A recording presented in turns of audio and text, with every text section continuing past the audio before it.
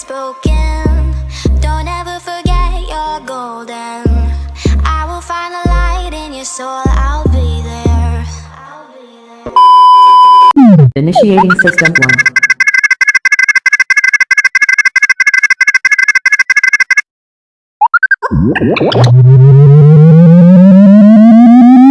System 1 loaded.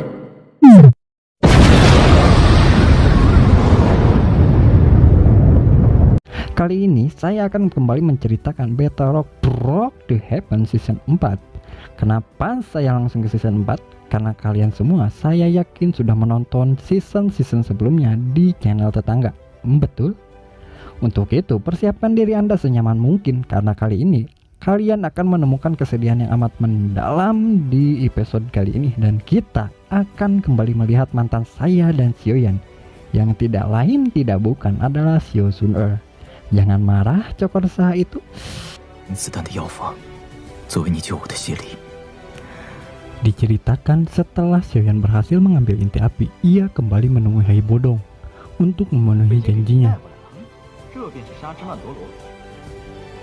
Dan Hai Bodong menunjukkan sebuah tempat untuk Xiaoyan membuat pilnya. Karena Xiaoyan hanya seorang akademis tingkat 2, ia pun menyerahkan tugas tersebut kepada Yalao.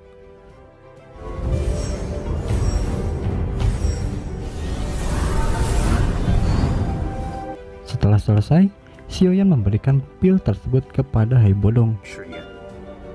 那就依你吧。这就是破。 Begitu meminum pil tersebut, segel milik Ratu Medusa pun menghilang, dan alhasil kekuatannya pun kembali menjadi dohuang, namun tidak sepenuhnya. Sesuai perjanjian, ia memberikan potongan peta itu dan mereka pun pergi ke tempat kakaknya Xiaoyan. 请我们调查。 Setibanya di tempat kakaknya Xiaoyan, ia disambut dengan berita duka tentang King Lin, di mana King Lin diculik oleh keluarga Mo dari kota Yan.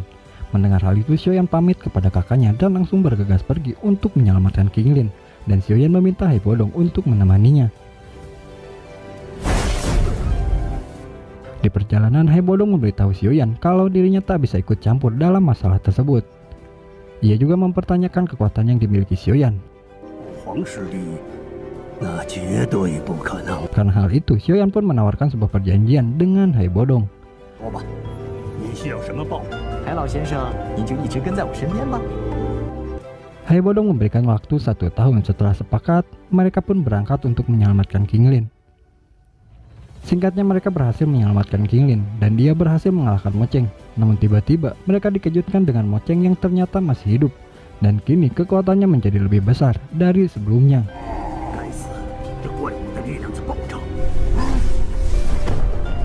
Yuan menjelaskan kalau Moceng membutuhkan King Lin untuk berevolusi ke puncak Dua Huang. Mendengar hal itu, Xiaoyan menyerahkan King Lin kepada Human untuk mengembalikan jiwa King Lin, sementara Xiaoyan dan Hai Bodong menahan Moceng.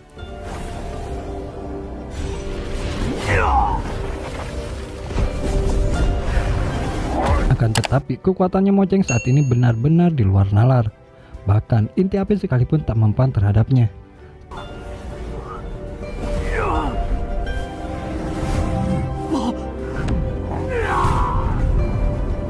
Setelah menyudutkan mereka berdua, Moceng pergi mengejar Luman. Ketika ingin merebut King Lin, Hai Bodong berhasil membekukan seluruh tubuh Moceng.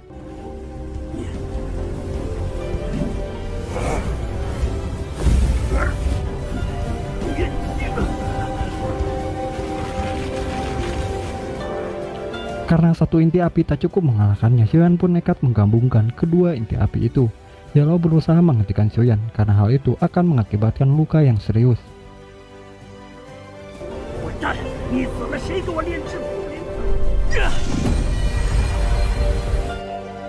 Namun Xiaoyan tetap memaksakan menggabungkan kedua inti tersebut. Karena hal itu, Yalao mengeluarkan seluruh kekuatannya untuk membantu Xiaoyan.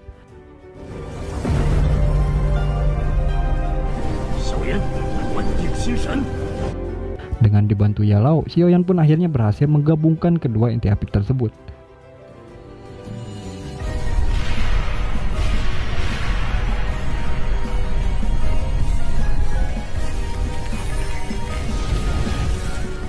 Melihat hal itu, Hai Bodong tidak percaya Xiaoyan bisa melakukan hal seperti itu. Bahkan gurunya sendiri ikut terkejut melihat Xiaoyan berhasil.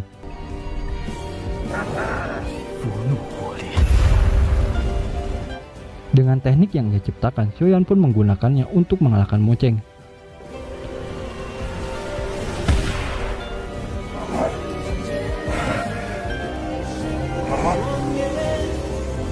Serangan tersebut mengakibatkan ledakan Doqi yang amat dahsyat. Karena kekuatan Xiaoyan di ambang batas, Yalao pun muncul dan melindunginya.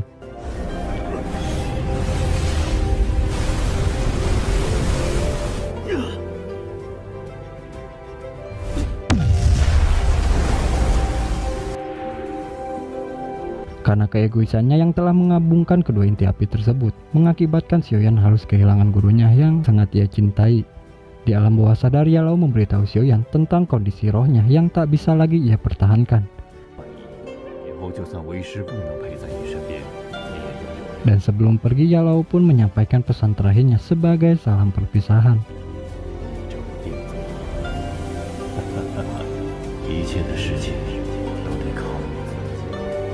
Kepergian Yalao memberikan luka dan penyesalan yang amat mendalam untuk Xiaoyan. Xiaoyan sangat menyesal telah menciptakan teknik baru itu yang mengakibatkan ia harus kehilangan gurunya.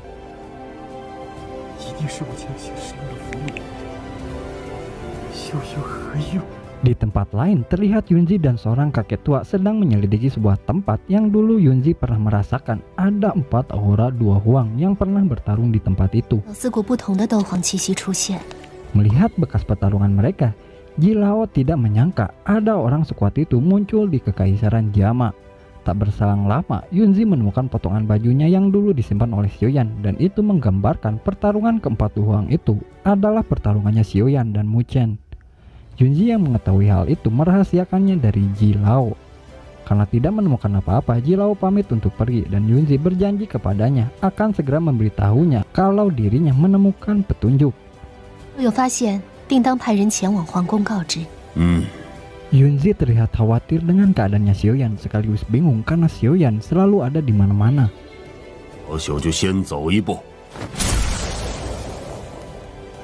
Yunzi mencoba untuk tidak terlalu memikirkannya. Karena nekat menggabungkan kedua inti api, dan karena hal itu, Yalao mengeluarkan seluruh kekuatannya untuk melindungi Xiaoyan dari efek ledakan Doqi yang sangat dahsyat, yang menyebabkan Yalao tewas di sana dan Xiaoyan mengalami luka yang parah akibat hal itu. Terlihat Lobu dan anak buahnya sekarang sudah bergabung dengan kelompok tentara bayaran Baja Jantan. Tapi karena ia mengetahui keadaan Xiaoyan terluka parah, ia mulai kembali berulah dengan sengaja membawa seekor kadal gurun ke tempat mereka. Xiaoting yang melihat hal itu mencoba tidak terlalu memperdulikannya. Xiaoting mulai kesal karena semenjak Lobu tahu Xiaoyan terluka, Lobu mulai berani membuat masalah. Mengingat Xiaoting dan Xiaoli bukan lawannya, ia hanya bisa diam dan bersabar. Di dalam, Xiaoli mengecek keadaan Xiaoyan yang tak kunjung membaik. Xiaoli memanggil semua tabib yang ada di kota Simo, namun tak ada satupun yang bisa menyembuhkan Xiaoyan.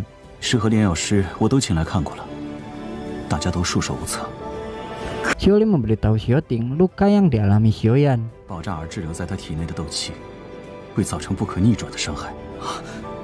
Di sela obrolan mereka, ada salah satu anak buahnya melaporkan tentang Lobu yang dengan sengaja melepaskan kadal gurun yang dibawanya tadi.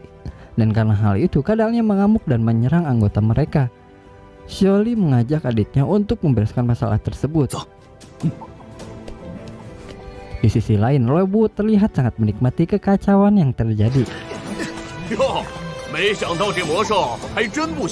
Di saat kadal gurun tersebut hendak menyerang salah satu anggota yang mencoba melawan, Xiaoting datang menyelamatkannya.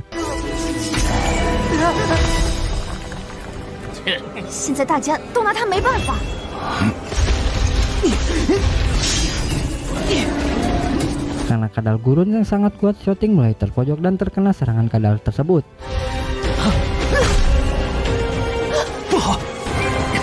Namun di saat kadal itu hendak menyerang kedua kalinya, tiba-tiba Lobu dan seketika kadal gurun itu tewas oleh Lobu. Xiaoli mengucapkan terima kasihnya kepada Lobu, namun Lobu membalasnya dengan nada ledekan.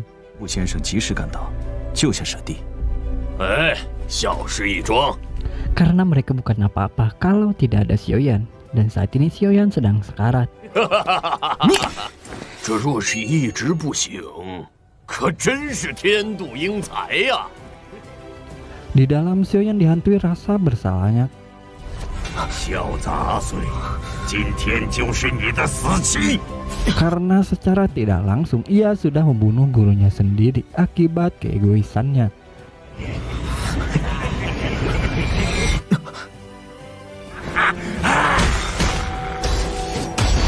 是吗？在你的心里，只有对纳兰嫣然的。 Xiaoyan yang kesal menyerang bayangan Mojang. 你懂什么？ Dan ia kembali menggunakan teknik yang sama untuk menyerang bayangan tersebut.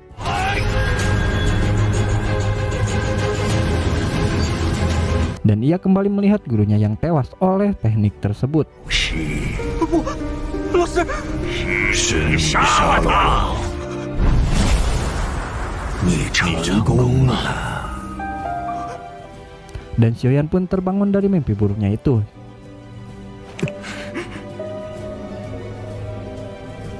Xiaoyan selalu terbayang akan pengorbanan gurunya selama ini. 是否值得冒这个险？你考虑清楚了。3年之约就要到，以我现在身体的状况，恐怕无法再继续维持灵魂状态。 Dan Xiaoyan menyadari kalau setiap ia meminjam kekuatan gurunya, itu sama saja dengan menghabiskan kekuatan jiwa Yalao. 都是在消耗老师的灵魂。 Xiaoting dan Xiaoli senang karena Xiaoyan sudah sadar dan mereka menyuruhnya untuk banyak beristirahat. Hai Bodong yang mendengar Xiaoyan sudah sadar langsung datang untuk melihatnya dan kita lihat Hai Bodong kembali muda. 看上去也更年轻了。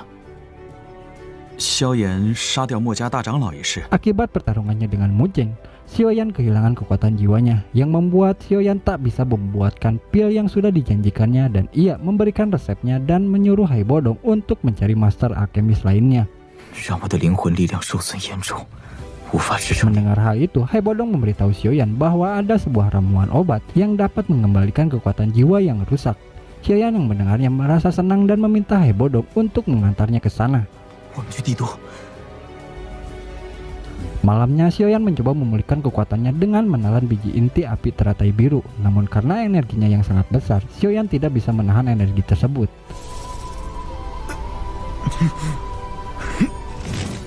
没想到地火莲子的能量如此之大，必须将它导入坟。 Karena energinya yang sangat besar, Xiaoyan mencoba menyalurkannya ke Punji. 竟然连坟诀也无法完全吸收，必须把毒无法完全吸收，必须把毒 Bahkan Punji tak bisa menyerap energi tersebut sepenuhnya. 毒的能量送 Karena 走。 energi yang berlebihan, Xiaoyan mencoba membuangnya dan Xiaoyan menyalurkan energi tersebut ke ular kecil jelmaan Ratu Medusa yang berevolusi. 还好来得及。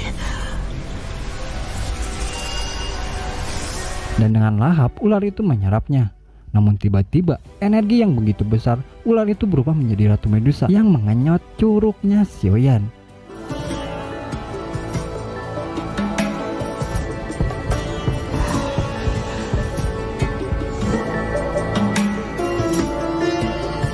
Penasaran kelanjutannya seperti apa? Nantikan cerita selanjutnya.